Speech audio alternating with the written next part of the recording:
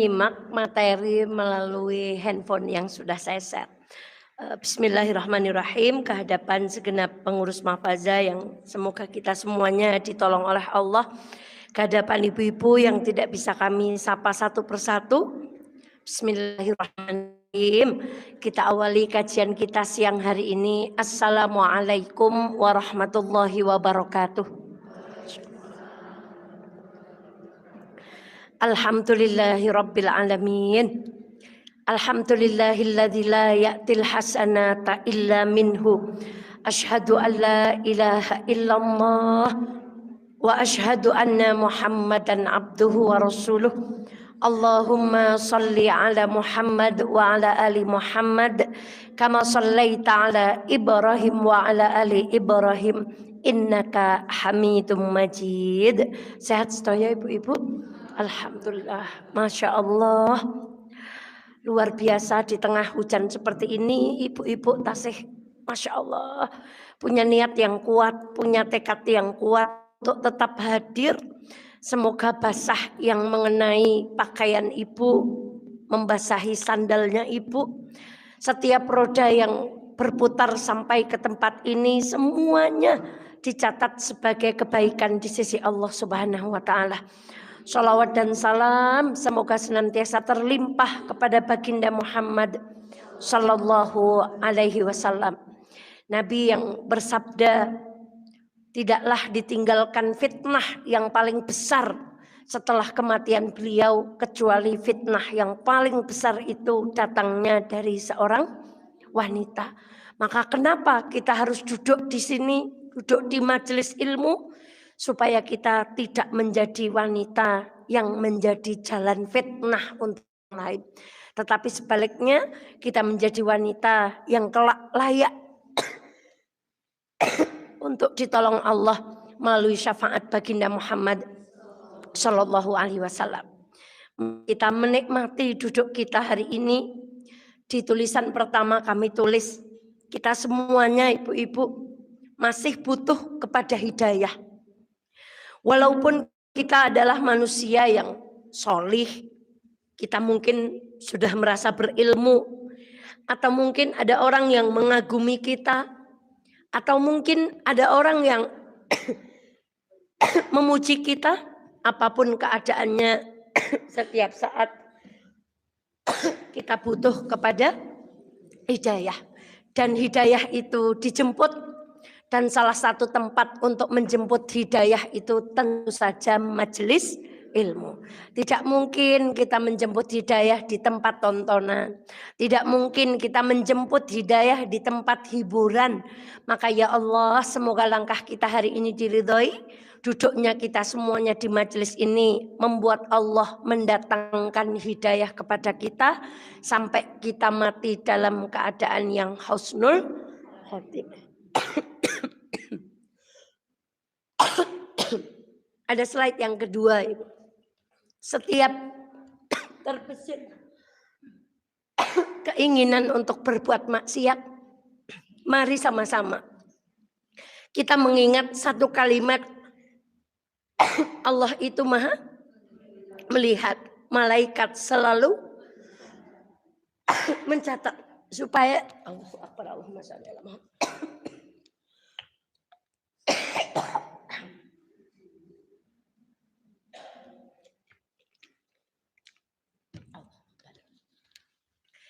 Kalau kita pengen berbuat maksiat, ingat dua kalimat ini. Allah Maha melihat, malaikat selalu mencatat. Termasuk siang hari ini. Ibu datang, saya datang terlambat, ibu terkena hujan, kita basah. Jangan sedikit pun menyurutkan semangat. Karena demi Allah, basahnya kita, duduknya kita, ikhlasnya kita, kesungguhan kita itu dilihat oleh Allah Subhanahu wa Ta'ala. Dan apa yang kita upayakan hari ini untuk sampai duduk di majelis ilmu selalu dicatat oleh malaikat raqibun atidun. Maka ya Allah, semoga Allah ridho kepada apa yang kita lakukan hari ini. Dan mari sebaliknya kita merenung. Ketika Ibnu Mas'ud berkata, kam min mustadrajin bin ni'mati alaihi. Betapa banyak manusia mendapat ujian istidraj melalui kenikmatan yang diberikan kepadanya. Di banyak buku-buku tentang nasihat ditulis. Hari ini mungkin kita mendapati orang sedang tertawa, sedang bercanda. Sementara Allah telah menakdirkan dia menjadi salah satu dari bahan bakar api neraka. Maka ibunda sekalian yang dirahmati Allah, banyak manusia mendapatkan nikmat, tetapi nikmat itu dijadikan Allah sebagai istidraj, bukan untuk mendekat kepada Allah, melainkan semakin menjauh kepada Allah. Dan ketika kita malas, ingat kalimat ini. Jangan berharap jasad kita bersemangat melakukan amal soleh. Jika jasad tersebut tumbuh dan berkembang dari penghasilan dan makanan yang haram. Maka ibu-ibu, suatu saat kalau kita malas, mau tadabbur Quran malas, mau datang pengajian malas, mau berbuat apa malas, ayo kita istighfar. Jangan-jangan banyak barang haram yang tidak diridhai oleh Allah yang membuat jasad kita itu tumbuh. Mengapa demikian? Ibnu Qayyim al-Jauziyah rahimahullahu berkata, jika punggung telah berat mengikul dosa-dosa, maka hati akan terhalangi untuk berjalan menuju Allah. Serta anggota badan juga akan terhalangi untuk bangkit melaksanakan ketaatan kepada Allah. Maka alhamdulillah, semoga entengnya ibu-ibu siang hari ini melangkah walaupun hujan, bagian daripada insya Allah karena tubuh kita dialiri makanan yang diberkahi oleh Allah Subhanahu wa taala. Taib, dengan pertolongan Allah, hari ini kita akan masuk pada kaidah yang ke-28. Setelah kemarin kita belajar menjadi orang-orang yang penyayang, hari ini kita akan menyelami lagi satu kaidah dari Rasulullah Shallallahu Alaihi Wasallam yang terdapat dalam sebuah hadis an Abi Hurairah radhiyallahu anha anna Rasulullah Shallallahu Alaihi Wasallam qala laisa syadidu bis-sur'ah innama syadidul ladzi yamliku nafsahu 'indal ghadab. Rawahu al-Bukhari wa Muslim. Dari Abu Hurairah radhiyallahu anhu, bahwasannya Rasulullah sallallahu alaihi wasallam bersabda, orang yang kuat bukanlah yang pandai bergulat. Dalam hadis disebutkan sura'ah. Mari kita ucapkan bersama-sama. Sura'ah. Lagi? Sekali lagi? Sekali lagi? Nah, kenapa disebut sura'ah? Gulatnya di sini bukan hanya sekali terus menang.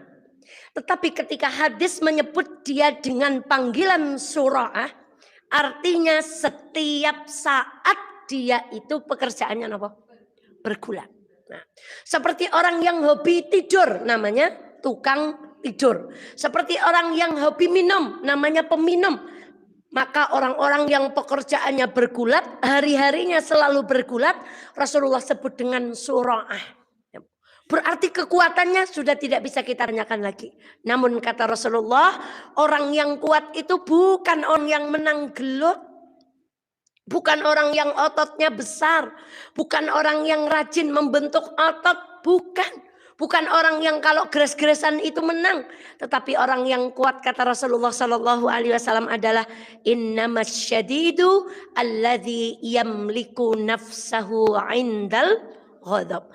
Orang yang kuat itu adalah orang yang mampu menahan diri ketika ia marah. Masya Allah. Ada satu nasihat dari penulis yang diucapkan kepada kita. Sebagian ulama berkata, ada 4 hal yang menjadi sumber keburukan.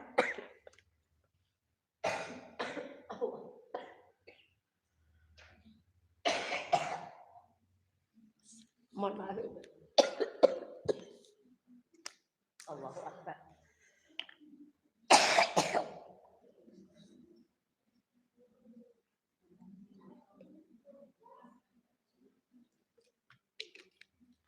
Aman. Tadi pagi ngisi di Binangun biasa kok ini jadi Bertambah batuknya. Yang pertama, 4 sumber apa Bu? Keburukan. Yang pertama adalah amarah.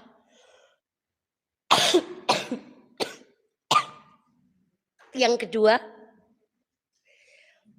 adalah syahwat. Yang ketiga adalah keinginan. Dan yang keempat yang para ulama sebut sebagai ketakutan. Satu apa Bu? Amarah. Yang kedua syahwat. Yang ketiga keinginan. Yang keempat, Masya Allah. Saya beberapa hari ini mengikuti kasus kematian seorang tentara yang kemungkinan besar kematiannya disebabkan karena dianiaya oleh atasannya atau seniornya. Kira-kira masuk dalam kategori mana sampai orang memukuli saudaranya kemudian mati? Nah, tidak lain tidak bukan masuknya kepada pintu keburukan yang pertama, yaitu amarah. Kita juga menyaksikan banyak berita wonten TV, Bu.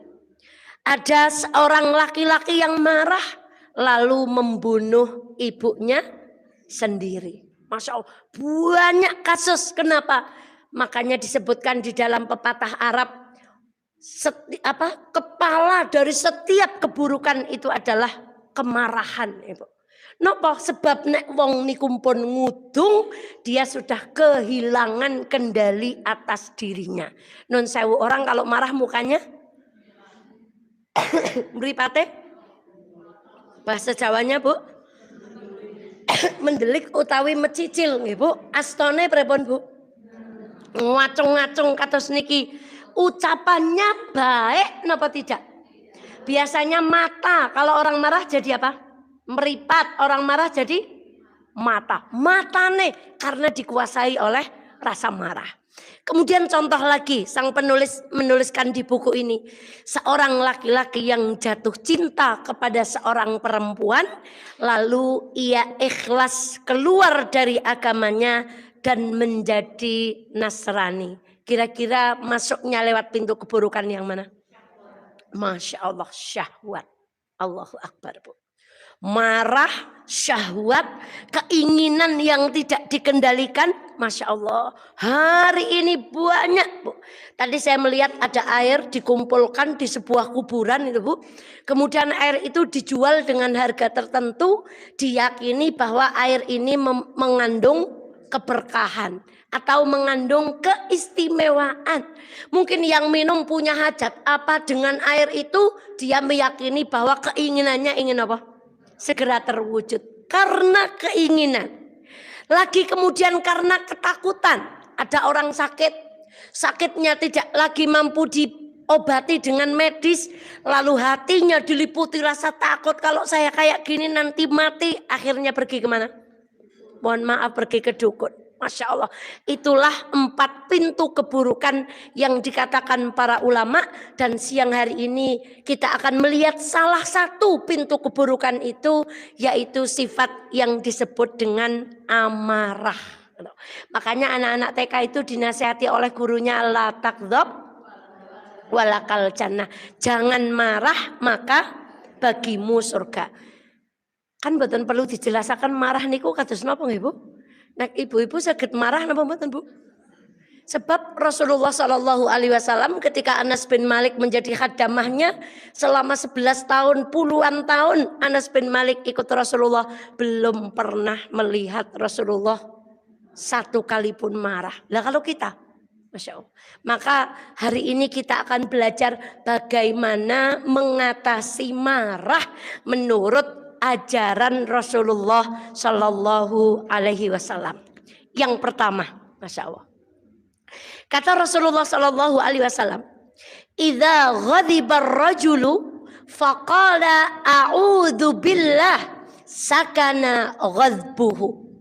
Jika seseorang dalam keadaan marah, lalu ia mengucapkan kalimat a'udzu billah, piturute berarti a'udzu billahi minasy syaithanir rajim, maka redamlah marahnya. Jadi salah satu sunnah di dalam agama kita untuk menghadapi sifat marah yang kadang masuk ke dalam hati kita. Kalau kita sadar bahwa kita sudah tersulut emosi, maka kalimat yang pertama keluar dari lisan kita adalah kalimat apa? Ta'awud. Masya Allah. Kuntu jalisan ma'an Nabi. Aku sedang duduk dengan Rasulullah Sallallahu Alaihi Wasallam. Kemudian apa? Warajulani yastabbani. Kemudian ada dua orang yang sedang saling mencaci. Fa'ahaduhuma ahmarra wajhuhu. Ya Allah. Kemudian salah satu laki-laki yang sedang marah itu wajahnya apa? Memerah. Dan urat lehernya membesar. Ibu bisa membayangkan? Berarti laki-laki wajahnya memerah, ngomongnya apa? Ngotot sampai apa? Sampai urat lehernya terlihat oleh sahabat Rasulullah Sallallahu Alaihi Wasallam. Kemudian apa? Dan urat lehernya membesar. Faqalan nabiyyu, maka berkatalah Rasulullah Sallallahu Alaihi Wasallam, inni la a'lamu kalimatan law qalaha dhahaba anhu ma yajid. Sesungguhnya aku benar-benar mengetahui sebuah ucapan yang jika diucapkan oleh orang yang sedang marah, maka akan hilanglah amarah yang ada pada dirinya. Lau qala, kata Rasulullah, seandainya mereka berdua mau mengucapkan a'udzu billahi minasyaiton dhahaba anhu ma yajid, maka akan hilanglah dari orang yang sedang marah itu apa yang ada padanya. Lah pripun aja ngucap wong jenenge mawon wong lagi ngudung mboten kelingan. Maka ibu, ini bukan hanya untuk yang marah, tapi orang-orang yang berada di sekitarnya kita. Kalau menjumpai orang yang sedang marah, ayo kita melakukan salah satu sunnah ini. Kita mengucapkan apa? A'udzubillahi minasyaitonir rajim. Sing eling, a'udzubillahi minasyaitonir rajim. Sing do eling, sing do eling. Kita kan sering orang Jawa bilang sing do eling. Eling itu artinya ingat. Ayo kalau kita ketemu dengan orang yang sedang marah atau ya Allah astaghfirullahaladzim, a'udzubillahi minasyaitonir rajim. Kok sudah mengucapkan itu tapi marahnya masih memuncak? Barangkali kita mengucapkannya belum dari mana, Bu? Dari hati. Maka mari mulai hari ini nek pun krasa nyengkok kayane arep mangkel, kaya kecewa. Tadi saya mau doain jelek, Bu. Ya Allah, tapi saya gini, astagfirullahaladzim, kan aku leng mulang nek ndongak kelek tungane balik nang kono awakku dhewe. Lah kula wau niku mlaku teng ngarepe maher niku. Lah kok mboten nonton angin, mboten nonton hujan, nonton cah lanang numpak motor ngebut nabrak motor kula njur nabrak hijatnya orang. Untungnya hijatnya pakai napa niku? Pampers. Akhirnya bapak hijat mboten napa-napa, Mbak. Kula nganu ngagem niku mboten bakalan lecet. Mriko jenengan ngoyak mawon niku bocah kurang ngajar ngeten. Lah mungkin kuping saya dengar kalimat itu, Bu.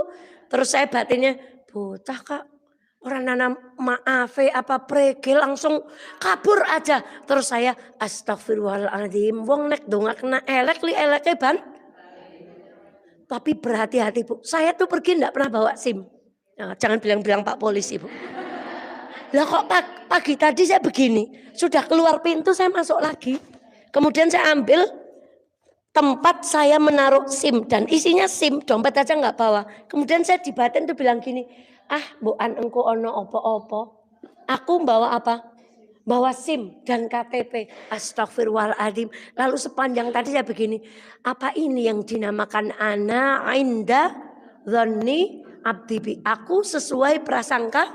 Lah arep mangkat wae mpun niate mbokan ono opo-opo. Astagfirullahaladzim. Padahal dari rumah sudah bismillahirrahmanirrahim. Sekarang saya lagi favorit banget baca doa.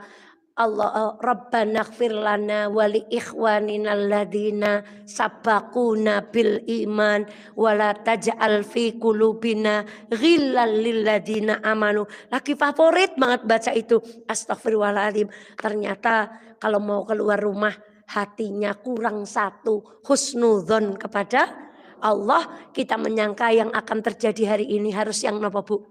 harus yang baik-baik. Monggo kula tarik nyora sidan dongakna bocah lanang mau kae.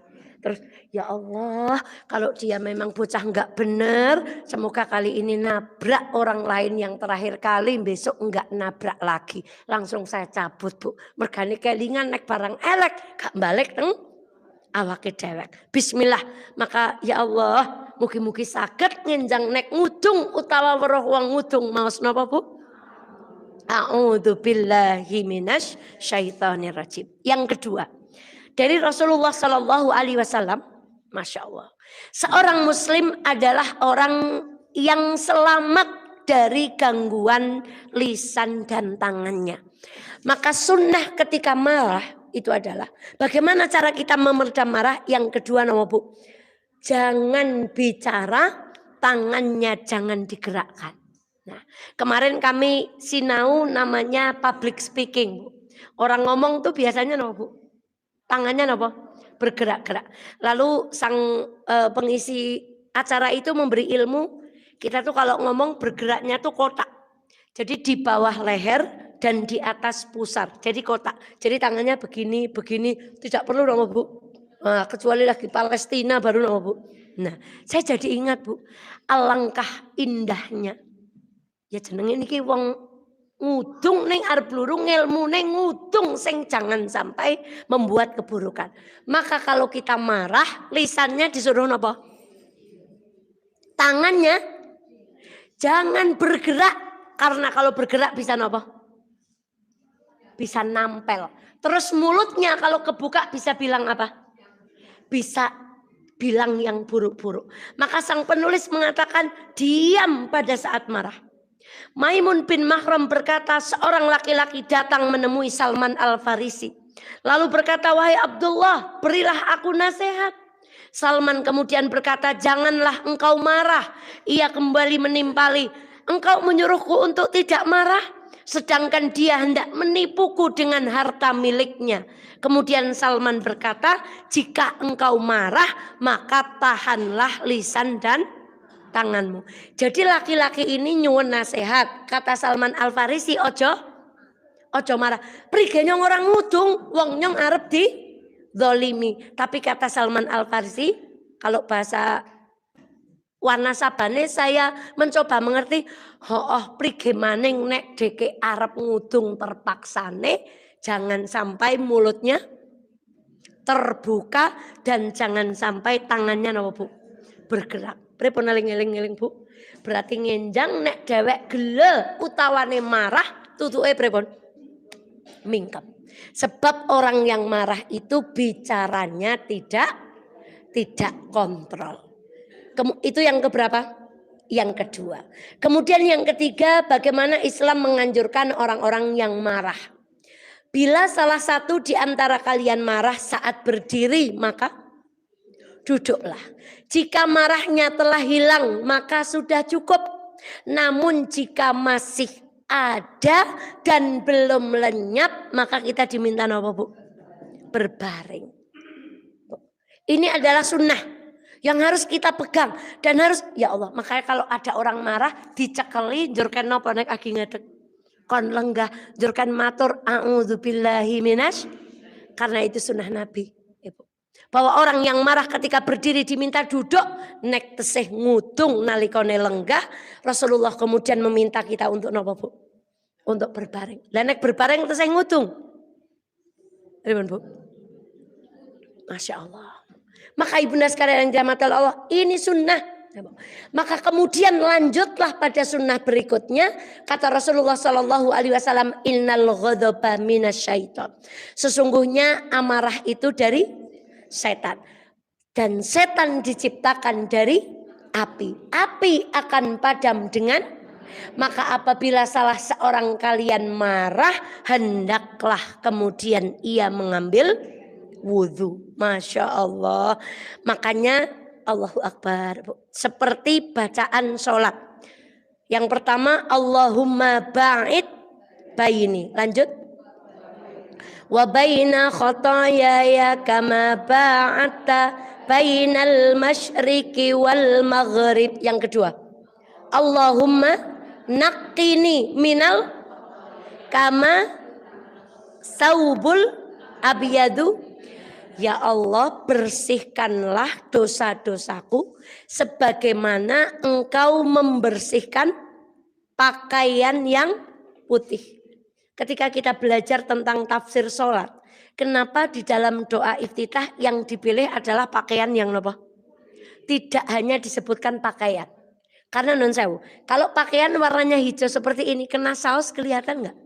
Tidak. Tapi kalau pakaian putih kena saus, maka doa iftitah itu, Masya Allah, ya Allah, kula tolong diresiki sebersih-bersihnya sebagaimana pakaian putih yang bersih dari setiap noda. Dan doa yang ketiga itu lebih indah lagi. Allahumma ghsil khotoyaya bil ma'i. Ma'un artinya air, wasalji salju wal bar. Marah dari api, dosa pun digambarkan sebagai api. Maka kita meminta kepada Allah ketika kita membaca doa iftitah, ya Allah, Allahumma ghsil khotoyaya.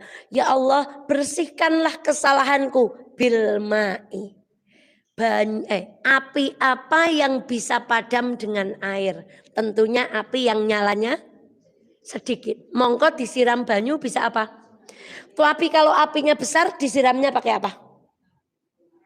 Pakai pemadam. Ibu pernah mengeluarkan isi tabung pemadam yang merah itu? Isinya seperti apa, Bu?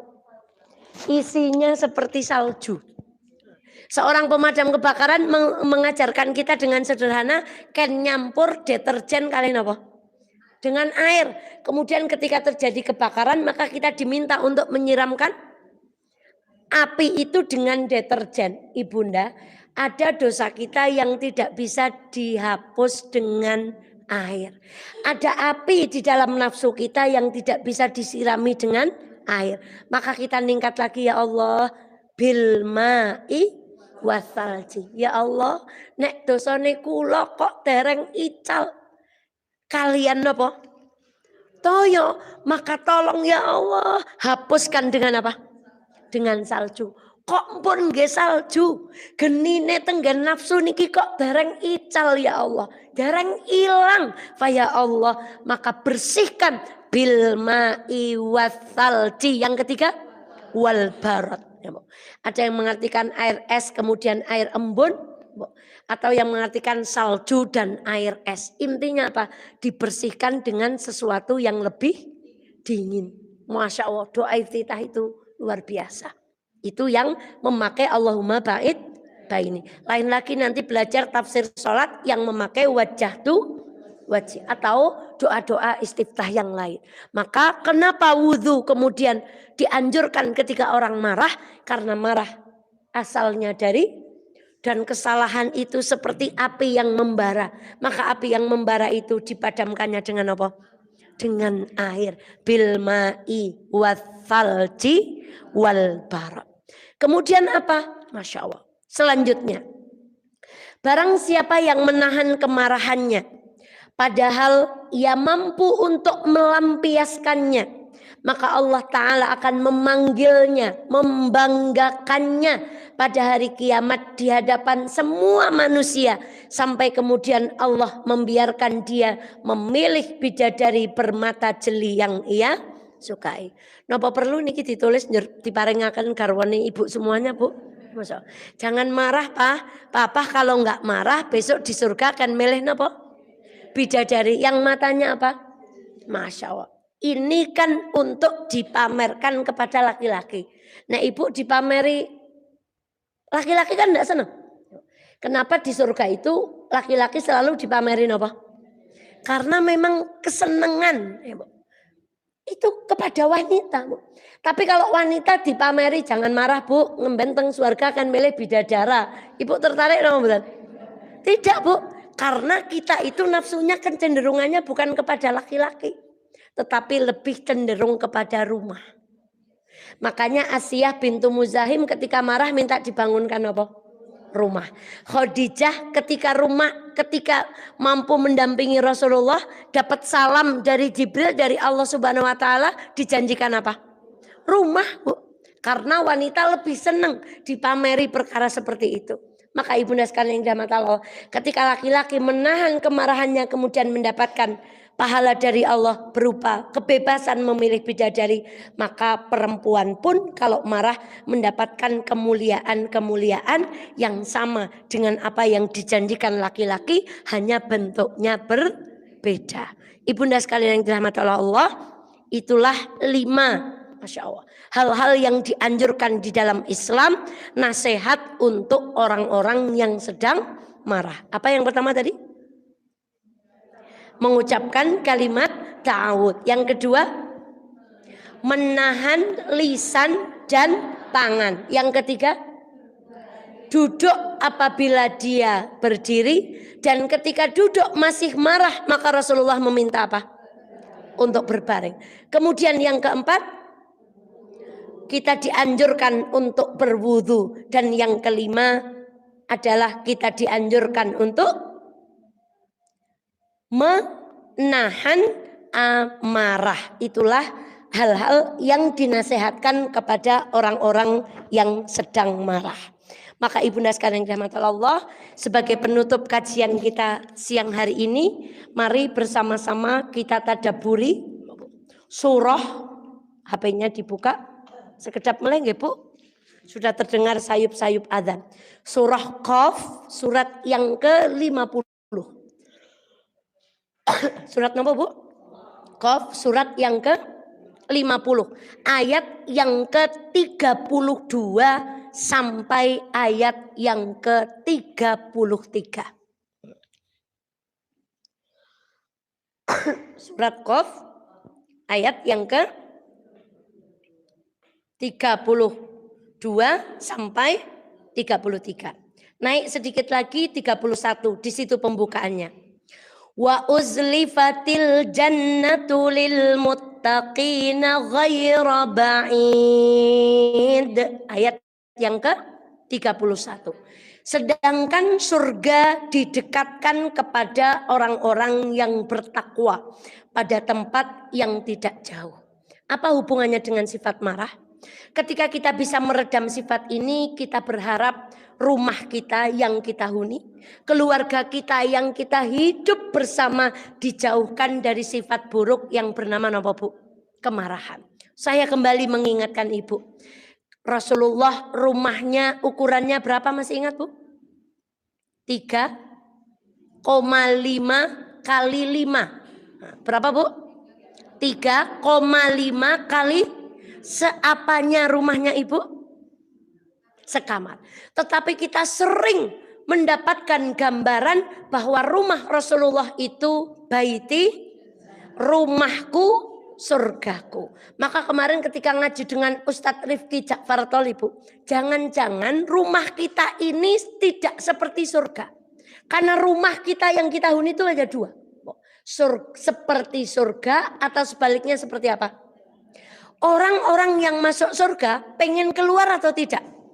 Tidak. Tapi orang yang masuk neraka pengen keluar atau tidak? Maka kata beliau kemarin menasehati kita semuanya, jangan-jangan rumah kita ini kayak neraka. Yang kalau anggota keluarganya masuk langsung pengen apa? Kenapa? Karena di dalamnya isinya orang-orang yang penuh dengan amarah. Atau rumah kita seperti surga, yang orang kalau masuk ke dalamnya pengen apa?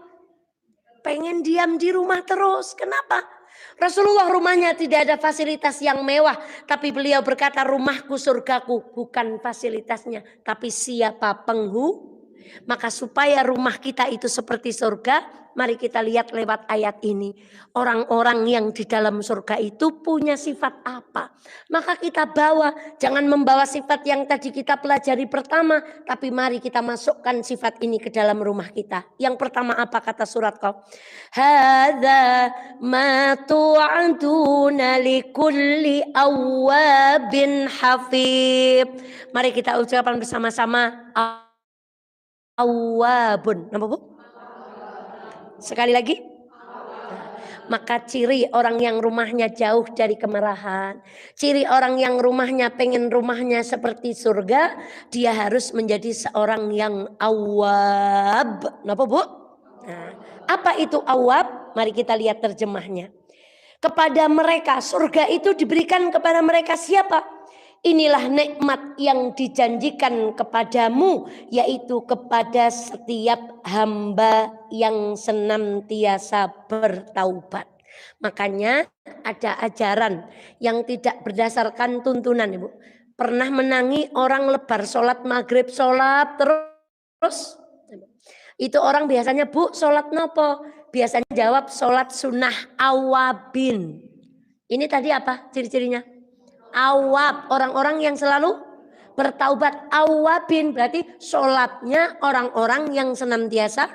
Sayangnya tidak ada dalil yang menunjukkan bahwa habis maghrib ada sholat sunnah yang dilakukan terus menerus.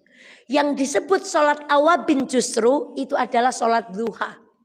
Maka orang yang awab itu orangnya senang melaksanakan sholat duha.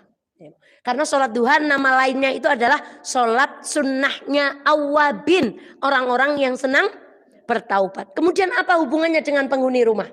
Ibu, kita bertaubat itu ingin dimaafkan siapa? Maka ada kalimat. Maafkanlah orang lain sebanyak kita ingin dimaafkan oleh Allah Subhanahu wa taala. Kita ulangi lagi, maafkanlah orang lain hubungannya dengan marah, ya maafkan. Ya kita jadi awab. Awab itu orang yang bertaubat. Orang yang bertaubat itu pengen diampuni Allah. Nek pengen diampuni Gusti Allah, ya ndang duweni sifat memaafkan orang lain. Banyak contoh di antara kita. Bukankah ketika Rasulullah datang ke rumah istrinya tidak ada lauk, Rasulullah berkata sebaik-baik lauk kenapa, Bu? Cuka.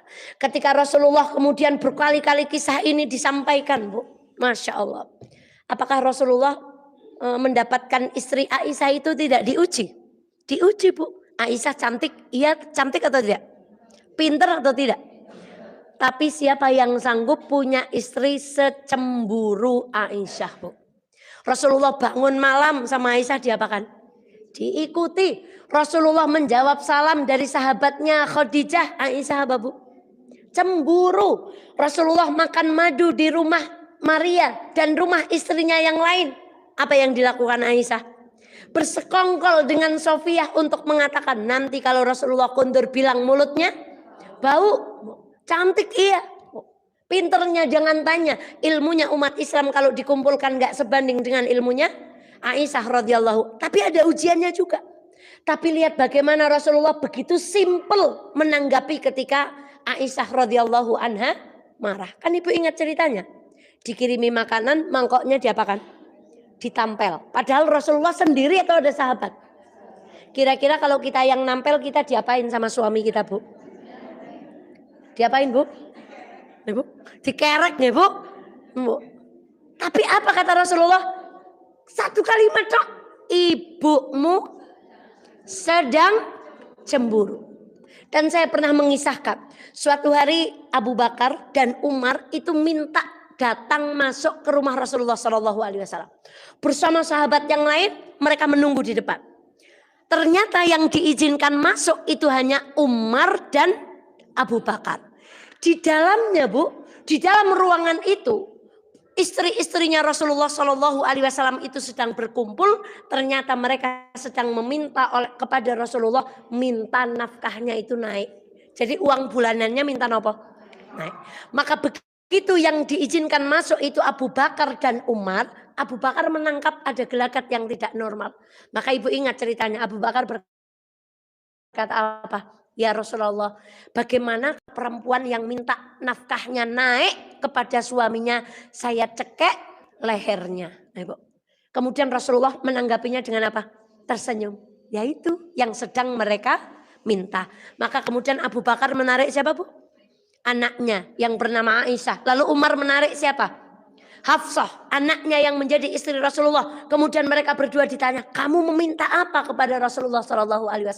Dan ternyata Rasulullah itu tidak marah kepada istri-istrinya, Bu.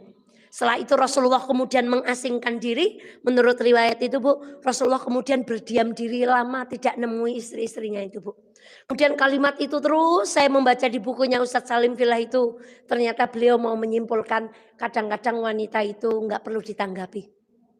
Cuman perlu diapakan, Bu? didengarkan. Jadi Rasulullah tadi mendengarkan, aku pokoknya minta naik, sangunya naik. Rasulullah tidak nanggapi apa-apa. Rasulullah cuma diam. Dan ketika Rasulullah diam beberapa hari, kembali kepada istrinya dan demonstrasi itu sudah reda, Bu. Nah, maka ini pun ilmu marah. Kalau ada yang marah, kita apakan? Diamkan saja. Wah, Ustazah nek dinengke malah dadra, caranya malah dadi. Dan itu agak lain memang kalau kayak gitu nggih, Bu. Karena kalau istrinya Rasulullah didiamkan Rasulullah langsung napa? Langsung diam. Berarti besok kalau kita didiamkan suami napa, Bu? Minta maaf. Jadi itulah awab. Yang kedua hafid. Sifat penghuni rumah yang indah. Kalau pengen rumah kita berasa surga, itu kita harus menjadi orang-orang yang hafidun. Mari kita ucapkan sama-sama. Lagi. Masya Allah. Menjadi hafidun.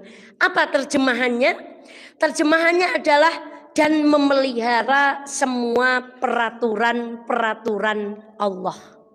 Dan memelihara semua peraturan Allah. Maka siapapun yang ingin rumahnya berasa surga, jadilah kita istri, jadilah kita suami yang senantiasa memelihara peraturan Allah. Ada satu peraturan yang kita ambil contohnya. Satu kalimat, hunna libasul lakum wa antum libasul lahun. Kita adalah pakaian untuk siapa? Suami. Dan suami adalah pakaian untuk. Pakaian itu apa sifatnya, Bu? Menutup. Maka Masya Allah perut kita yang sudah berapa tingkat ditutupi dengan apa? Pakaian. Rambut kita yang mulai beruban ditutupi apa? Maka maknanya di antara tugas yang harus kita rawat di rumah kita adalah ayo kita menjadi penjaga rahasia pasangan. Napa, Bu? Penjaga rahasia pasangan. Kenapa? Pakaian. Saya pernah membaca kisah nyata. Ini kisahnya di Mesir, Bu. Seorang suami istri yang cerai. Kemudian apa yang dilakukan suaminya? Istrinya tinggal satu flat di atas suaminya. Satu flat di atas suaminya. Anaknya tinggal dengan istrinya. Beliau tinggal sendiri karena bercerai. Tapi apa yang beliau lakukan? Yang bayar listrik tetap laki-lakinya. Yang bayar air tetap laki-lakinya. Yang menyekolahkan anaknya tetap laki-lakinya. Saya ingat ketika Ustadz Rifki Lenggah di sini, beliau mengatakan ada cerai yang wajib, ada cerai yang dibenci, bahkan ada cerai yang kemudian mendatangkan kebaikan. Apa itu cerai yang mendatangkan kebaikan? Perceraian yang terjadi dan setelah orang itu bercerai, orang itu tidak saling menceritakan aib pasangannya. Itulah yang disebut cerai itu halal walaupun dibenci oleh Allah. Tetapi andai sebelum bercerai, andai sebelum berpisah saja sudah saling nama, Bu. Bagaimana sesudahnya? Maka ini kisah nyata, Masya Allah. Ketika ditanya laki-laki ini kenapa Anda bisa melakukan itu? Masya Allah. Kemudian beliau menjawab dengan satu ayat, ya Allah, wala tansawul fadla bainakum. Aku ingat kepada satu ayat Allah, janganlah kamu lupa kebaikan satu di antara yang lain. Maka beliau tetap menutupi aib istrinya, tetap menanggung nafkah anak-anaknya sampai anak-anaknya balik dan mampu mencari penghidupan sendiri. Itulah seorang yang hafid. Maka mari kita lakukan supaya rumah kita jauh dari kemarahan. Maka kita harus menjadi penjaga rahasia. Masya Allah. Kemudian dua sifat yang terakhir sebagai penutup kajian, yaitu ada pada surat yang Qaf ayat yang ke-33. Man khasyar rahmana bil ghaib wa jaa biqalbin munib. Maka sifat yang ketiga yang harus kita miliki sebagai seorang wanita yang ingin rumahnya nuansanya rumah yang indah adalah wanita yang memiliki rasa takut. Man khasyar rahman. Terjemahnya yaitu orang-orang yang takut kepada Allah yang Maha Pengasih, Masya Allah, bil ghaibi, sekalipun tidak kelihatan olehnya. Ini kembali kepada kalimat yang tadi, siapapun yang ingin berbuat maksiat, ingatlah Allah Maha melihat, malaikat selalu mencatat. Itulah orang-orang yang takut. Maka suami istri yang takut, dia akan memperhatikan ini juga, Bu. Bagaimana mungkin kita akan berbuat taat kalau makanan yang ada di rumah kita itu asalnya dari barang yang haram. Maka di antara ketakutan yang harus kita bangun supaya kita dijauhi dengan amarah, makanan yang haram itu kan api. Makanya orang-orang yang makan harta anak yatim itu disamakan dengan orang yang makan api di mana, Bu? Nah, kalau anggota keluarganya makanannya api itu di rumahnya kira-kira kayak apa? Suami akan seperti apa? Istri akan seperti apa? Kalau makanan yang kita makan itu bara api. Maka orang yang takut, dia akan memperhatikan apa yang akan dibawa masuk ke dalam rumahnya. Dan yang terakhir, karena sudah asar, wajaa biqalbin munib. Sifat yang keempat yang harus kita miliki supaya rumah kita menjadi baik, supaya jauh dari kemarahan, adalah satu sifat yang disebut munibun. Apa, Bu? Nah, kalau tadi namanya sifat takut itu namanya khosyatun. Satu namanya awab, dua namanya hafid, tiga namanya khosyah, yang terakhir namanya munib. Siapa itu orang-orang yang munib? Kemudian diterjemahkan di dalam ayat yang ketiga, dan dia yang datang dengan hati yang senantiasa bertaubat. Jadi kalau kita maknai kepada keluarga, jadilah pasangan yang selalu merasa kurang dalam melayani suami. Bukan pasangan yang merasa sudah cukup ketika memberikan pelayanan kepada suami. Kenapa? Dia selalu ingin bertaubat. Oh yoyo, aku ijek kurang, sabarku masih kurang, lapangku masih kurang, zikirku masih kurang, le mendoakan suami masih kurang. Maka itulah orang-orang yang munib, yang selalu merasa kurang. Kalau kita merasa kurang dengan ibadah, maka kita akan selalu meminta ampun kepada Allah Subhanahu wa taala. Maka Ibunda, semoga dengan mengantongi 4 sifat ini, ya Allah, ini kalau diterjemahkan secara lebih luas, ayat ini indah sekali. Tapi kita cukupkan, ayo kita jadi orang yang satu, awab, 2 hafid, 3 khosyah, 4 munib. 1 jadi orang yang senang memaafkan, 2 menjadi orang yang hafid, menjalankan perintah Allah, salah satunya menjaga rahasia keluarga, 3 menjadi orang yang khosyah, rasa takutnya sebagai pasangan suami istri kepada Allah itu besar. Yang keempat, menjadi orang yang munib, orang yang selalu bertaubat karena merasa ibadah dan kebaikannya kurang di sisi Allah Subhanahu wa taala. Itulah 4 ciri penghuni surga. Itulah 4 ciri penghuni rumah yang rumahnya insya Allah diberkahi oleh Allah, jauh dari sifat amarah, jauh dari sifat yang dibenci oleh Allah Subhanahu wa taala. Dan sebagai penutup, kita tidak dikatakan kuat kecuali kita menjadi orang-orang yang berusaha menahan amarah. Mangke matur kali Bapak, wong lanang nek saged nahan ngudung diparingi napa, Bu? Kula ikhlas, Pak. Pokoknya ampun ngudung ngemben jenengan oleh bidadari sing mripate jeli dan disuruh milih. Masya Allah, itu hadiah bagi laki-laki yang bisa menahan amarahnya. Maka tadi Bunda sekalian yang dirahmati Allah, semoga pertemuan yang singkat ini ada iklannya hujan, ada dan sebagainya. Semoga Allah tetap ridha dengan upaya kita semuanya siang hari ini.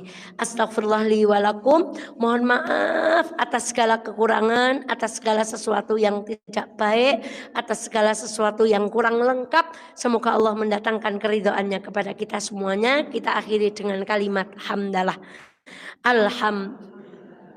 Alhamdulillahirabbil alamin. Saya akhiri, astaghfirullah li wa lakum. Assalamualaikum warahmatullahi wabarakatuh.